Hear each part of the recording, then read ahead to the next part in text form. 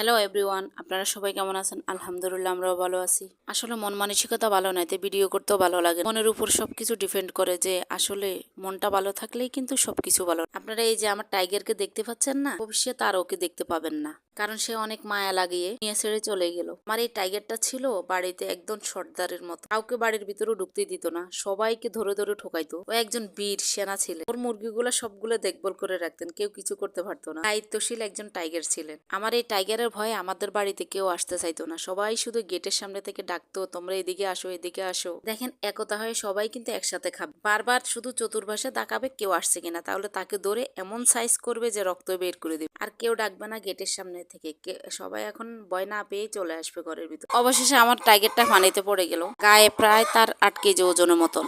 ওজনের কারণে সাধারণত সে পানি থেকে উঠতে পারে না, পাশ থেকে পুকুরের পাশ থেকে কিন্তু উঠে যেতে পারতো। আমি দৌড়ে আসি দেখি সেই যায় অবস্থা, তখন সাথে সাথে তারা জবা করে দেওয়া হয়েছে। ভাগ্যিস আল্লাহ রিজিকে রাখিছেন। এত বড় মোরগটা যে আমি একা এর পরিষ্কার করতে গিয়ে আমার সময় লাগছে প্রায় 4-5 ঘন্টা। দেখেন তার গোশগুলো একদম গরুর গোশের মতো, খেতেও কিন্তু অনেক মজা লেগেছে। তবুও সবকিছু কাটতে পারি না, অর্ধেক কিন্তু রেখে দিলাম ফ্রিজ। সত্যি আমার টাইগারটার জন্য আমার অনেক খারাপ লাগতেছে, তবু আল্লাহ যাহা করেন সবকিছু ভালোর জন্য করেন। সবাইকে আল্লাহ হাফেজ, সবাই ভালো থাকেন।